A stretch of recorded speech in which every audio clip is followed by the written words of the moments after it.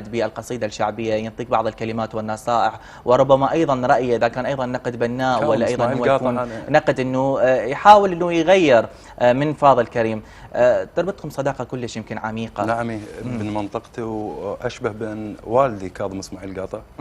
إذا يمكن راودك في شيء من حين ما يقول لك هكذا كلام، يعني نادرا ما نشوف شعراء أو أي رائد من رواد بأي مجال يختص أنه يقول كلام لدى الشباب اللي موجودين، ربما أنه ما حصل الفرص اللي موجودة، وهسه أنت حصلت فرصتك كشاب يعني أيضا أنه انعرفت من خلال هواية كتب موجودة لديوانك الشعري. وشنو اللي هسه دار بمخيلتك أنه حين ما قال هذا الكلام؟ أنا بصراحة هو يعجز اللسان عن الكلام. نعم أكيد. نعم. لكن أنا أريد أقول لك بد مسألة واحدة، بأنه هي أكو 3 مدارس للشعر الشعبي: مظفر النواب، عريان سيد خلف، وكاظم اسماعيل قاطع. فأنا شهادة بهالحجم يعني اعذرني إذا ما أقدر أنطيك إجابة.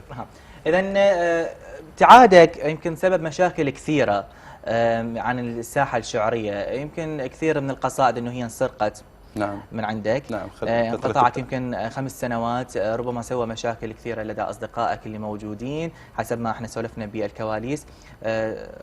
شنو اللي صار؟ بصراحة انقطاعي كان له مردود سلبي عليه، على اعتبار بأنه البعض تعترف أنت أنه هو نعم له مردود سلبي. البعض سولت له نفسه أن يتجاوز على نتاجات الشعرية، لكن أكثر مسألة أذتني هي من صديقي علي الفريداوي. شنو كان ردة فعلك من صديقك وانت قلت لي هو صديق طفولتك؟ خل أشرح لك الموضوع برمته. يعني عندي ومضة ليش أجيك أسمعك إياه.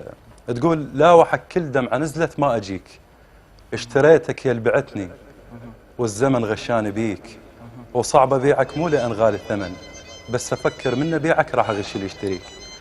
هذا كمل علي الفريداوي باع للفنانة دالي بأغنيتها الجديدة ما أبيعك. أنا تفاجأت أحد أيام العيد قاعد أبو على إحدى الفضائيات وغنتها، قالت بأنه صديق علي الفريداوي. لما اتصلت به حكى لي أنا حكي توارد أو غيره. أنا بس أريد أوضح فد مسألة. قالت العرب قديما: إذا وقع الحافر على الحافر يقصد التوارد، والتوارد وارد بالشعر.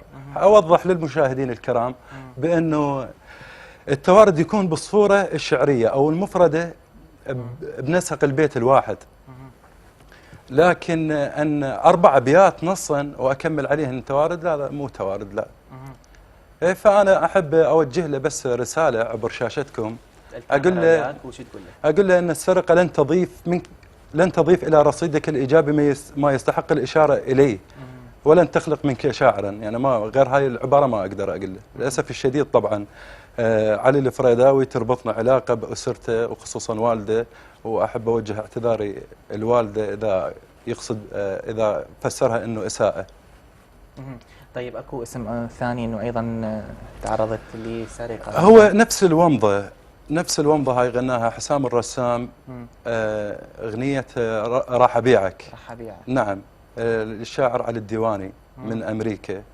يعني أنا بس أقول للمشاهد أنت اسمعها وشوف شنو الفرق عن اللي قريته. فاضل خلي نسمع يمكن عتب ولا ملامة ولا أيضا أنه هي رسالة من قصيدة ذكريات. هاي قصيدة جديدة طبعا.